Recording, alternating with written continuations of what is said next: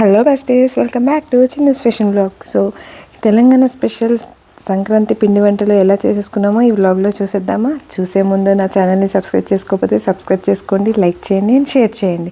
So ముందుగా నేను మురుకులతో start చేసామన్నమాట. సో సంక్రాంతి అనగానే మన ఇంట్లో కామన్గా ఉండే థింగ్స్ మురుకులు, సకినాలు. సో మురుకులతో స్టార్ట్ చేసామన్నమాట. మురుకులకి కావాల్సినవి తీసేసుకున్నాము. ఇక్కడ మీరు చూసేయచ్చు, మేము 3 kgs రైస్కి 1/2 kg మినపప్పు తీసుకున్నాము. మినపప్పు డ్రై రోస్ట్ చేసేసుకొని దూరగా వేయించుకొని యాడ్ చేసుకొని పిండి పట్టించేసుకున్నాము.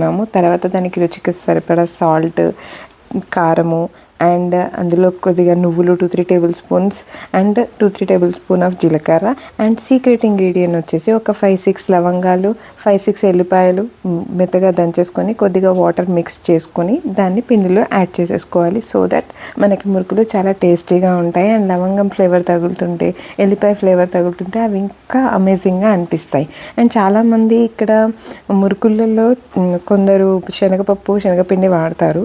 సో శనగపిండి ఇష్టం లేని వాళ్ళు మినపప్పు వాడచ్చు. సో మేమైతే రెగ్యులర్గా మినపప్పే యూస్ చేస్తాము అండ్ చాలా క్రంచీగా కూడా ఉంటాయి. ఒకసారి మీరు ట్రై చేసి చూడండి, డెఫినెట్గా మీరు ఇష్టపడతారు. సో ఇలా పిండిని కొద్దిగా నానుకుంటూ పక్కన పెట్టేయాలి. సో ఫస్ట్ మురుకులతో స్టార్ట్ చేసాం కాబట్టి యాజ్ యూజువల్ మన ఫార్మాలిటీ స్టవ్కి బొట్లు పెట్టేసి ఫస్ట్ ఆయిల్ వేసేసుకొని ప్రిపేర్ అయితే చేసేసుకున్నాము. సో మెయిన్ వైల్ ఈ ప్రాసెస్ అయ్యేలోపు సకినాల కోసం రైస్ని నానబెట్టేసుకున్నాము. సో 4 kgs రైస్ తీసుకున్నాము. దాన్ని ఒక మంచి నీట్గా 4 to 5 times కడిగేసి ఒక 5 to 6 hours ఆరబెట్టుకున్నాం అనమాట.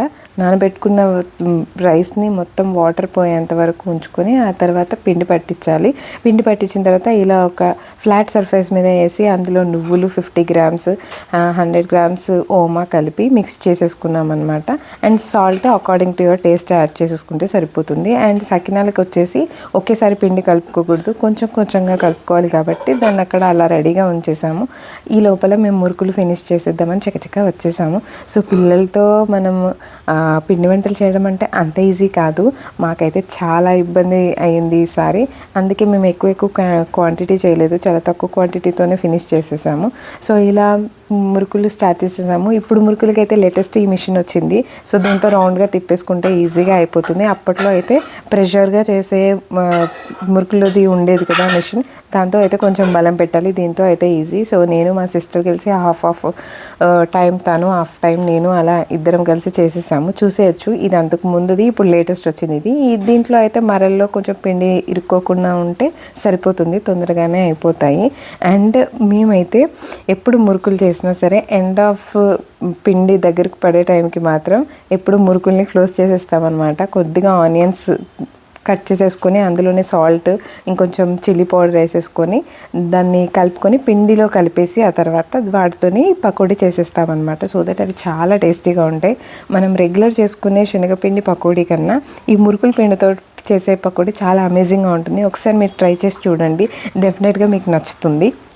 సో నెక్స్ట్ అలా మనం పక్కన రెడీ పెట్టేసుకున్నాం కదా సకినాలు. ఇదంతా ఒకరోజు జరిగిన ప్రాసెస్ కాదు. సో ఇది 1 day మురుకులు ఫినిష్ అయిపోయిన తర్వాత నెక్స్ట్ డే మేము సకినాలు చేసుకున్నాము. ఎందుకంటే పిల్లలతో అవ్వలేదు, అందుకని మా మమ్మీ పిండిని చాలా స్టోర్ చేసి పెట్టింది. దాన్ని ఆరిపోకుండా ఉంచి సంచిలో పెట్టి బట్ట చుట్టూ పెట్టేసింది. యాక్చువల్లీ అదే రోజు చేయాలి, సో మాకు వర్కౌట్ అవ్వలేదు. సో సకినాలు ఇలా స్టార్ట్ చేసేసాము. స్టార్ట్ చేసే ముందు ఇలా పిండిని మధ్యలో పెట్టుకొని చుట్టూ బొట్లు పెట్టేసుకోవాలి. అందరం బొట్టు పెట్టుకొని ఇలా స్టార్ట్ చేస్తామన్నమాట. సో తెలంగాణలో సకినాలు అంటే అదొక వైబ్ అనమాట. టైంపాస్ దేంతో అవుతుంది అంటే సకినాలు కైట్లు ఎగిరేసుకుంటూ సకినాలతోనే అవుతుంది అనమాట. సో ఇలా సకినాలు రౌండ్గా చుట్టేసుకోవడం స్టార్ట్ చేసేసాము. ఇలా మెల్లిమెల్లిగా రౌండ్గా చుట్టుకోవాలి అండ్ వీటిని డ్రై అవ్వనివ్వాలి. మరీ ఎక్కువ డ్రై అవ్వకూడదు, అలా అని కొద్దిగా ఆరితే సరిపోతుంది. అంటే మనం ప్లేట్లోకి తీసుకున్నప్పుడు ఆ ప్లేట్లోకి వచ్చేంతగా డ్రై అవుతాయి చాలు. ఎక్కువ డ్రై అయినా కూడా విరిగిపోయే ఛాన్సెస్ ఉంటుంది. సో ఇలా మనం ఒక బెడ్షీట్ వేసుకుంటే బెడ్షీట్ అంతా మనం ఈజీగా వేసేసుకోవచ్చు. ఒక ట్రిప్కి వేసేసుకున్న తర్వాత వాటిని మెల్లిమెల్లిగా ప్లేట్లోకి తీసుకొని ఇలా మూకుడులో వేసుకుంటే సరిపోతుంది. మూకుడు పెద్దగా ఉన్న వాళ్ళైతే 7 to 8 pieces ఒకేసారి పడతాయి. చిన్నగా ఉంటే 5 to 6 pieces మాత్రమే పడతాయి. అది కొంచెం చిన్నది కాబట్టి 5 to 6 piecestోనే ఎండ్ అయిపోయింది. ఇలా మెల్లిమెల్లిగా చెక్ చేసుకుంటూ మరీ తీసుకోవాలి ఆరాయా లేదా అని, ఎందుకంటే విరిగిపోయే ఛాన్సెస్ ఉంటుంది. సో ఇలా సకినాల ప్రాసెస్ అయితే ఫినిష్ చేసాము. నెక్స్ట్ లడ్డూలు స్టార్ట్ చేసాము. సో లడ్డూలకి 1 kg శనగపిండికి 1 kg ఆఫ్ షుగర్ తీసుకున్నాము. సో షుగర్లో కొద్దిగా వాటర్ యాడ్ చేసుకొని లైక్ పెరుగు టైప్ రైస్ ఎలా కలుపుతామో అలా కలుపుకొని దాన్ని మనం పాకానికి పెట్టేసుకోవాలి. ఈ లోపల మనం బూందీ కొట్టుకోవాలి. బూందీని ఇలా చిల్లిది జల్లెడ లాంటిది ఉంటే దాంతో ఇలా కలిపేసుకొని పోసేస్తే సరిపోతుంది. ఇందులో ఏమీ వేయకూడదు, శనగపిండిలో మాత్రం జస్ట్ వాటర్తో కలిపేసుకుంటే సరిపోతుంది. అండ్ ఇది మరీ థిక్ షేడ్ ఫార్మాట్లో ఉండకూడదు, అలా అని మరీ లూజ్ ఫార్మాట్లో కూడా ఉండకూడదు. మీడియం టెక్స్చర్ ఉండాలి పిండి. ఇక్కడ మీరు చూసుకునేలాగా ఉంటే సరిపోతుంది. సో ఇలా బూందీ వేసుకున్న తర్వాత బూందీ ఎప్పుడు రెడ్గా అవ్వకూడదు. ఎక్కువ టోస్ట్ అయినా అవి ముద్ద చుట్టుకోవడానికి రావన్నమాట. సో మనం లడ్డు చేసేటప్పుడు ఇది చాలా మైండ్లో పెట్టుకొని చేయాలి. అండ్ ఇది వెంటనే గిన్నెలో వేసుకోగానే మూత పెట్టేయాలి. ఆరిపోయినట్టుగా అయినా గాలి తగిలినా కూడా వెంటనే ఇవి గట్టిగా అయిపోవడం వల్ల మనకి ముద్ద చుట్టుకోవడం రాదు. సో లడ్డుకి చాలా ఇబ్బంది అవుతుంది. ఇలా కొద్దిగా వేగిన తర్వాత తీసేసుకుంటే సరిపోతుంది. సో ఇలా ఎల్లోయిష్ కలర్లో ఉన్నప్పుడు మాత్రమే తీయాలి. తీసిన వెంటనే ఇలా మూత పెట్టేసుకోవాలి. సో పక్కన పాకం రెడీ అయిపోతుంది. అది ఇంట్లో స్టవ్ మీద పెట్టాము కాబట్టి పాకం ఇక్కడ విజిబిలిటీ లేకపోవచ్చు. పాకం ఇలా మనం చెక్ చేసుకోవాలి వాటర్లో. ఇలా దగ్గరికి ముద్దగా వస్తుంది అన్నప్పుడు మనం స్టవ్ ఆఫ్ చేసేసుకుంటే సరిపోతుంది. అండ్ ఇలా బూందీ కొట్టుకోవడం అయిపోయిన తర్వాత కొంచెంగా పాకం వేసుకుంటూ బూందీని కలుపుకోవాలి. ఒకేసారి వేస్తే కూడా ఇబ్బంది, మళ్ళీ అది ఎక్కువైపోతుందో తక్కువైపోతుందో తెలియదు. కాబట్టి ఈసారి మా డాడీ చాలా హెల్ప్ చేశారు. సో మా డాడీ పిండి అన్నీ కలిపిస్తే నేను మా సిస్టర్ కలిసి ప్రాసెస్ అంతా చేసామన్నమాట పిండి వంటల్ని. ఎప్పుడు మా అమ్మమ్మ వాళ్ళ ఇంటి దగ్గర గడిచేది, ఈసారి మా పిల్లలకి మా అమ్మ వాళ్ళ ఇల్లు అమ్మమ్మ వాళ్ళ ఇల్లు అయింది కాబట్టి ఇలా అయితే గడిచింది మాతో. మేము అప్పటి రోజులలో అయితే మా అమ్మమ్మ వాళ్ళు కిలోలు చేసేది. ఇప్పుడు అంత స్టామినాలు ఉండట్లేదు.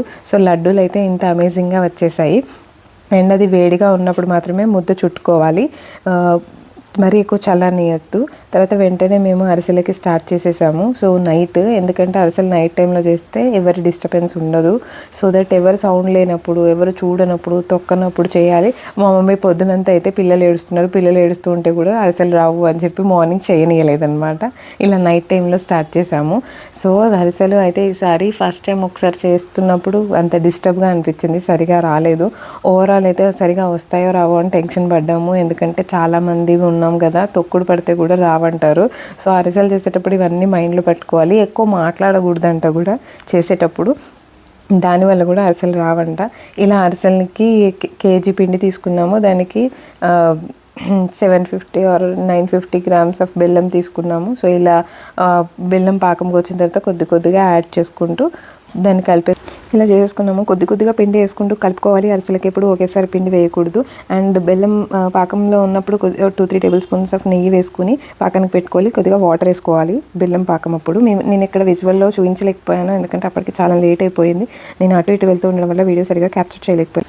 ఓవరాల్ పిండి వంట లుక్ అయితే ఇలా వచ్చేసింది. Thanks for watching. Please subscribe my channel.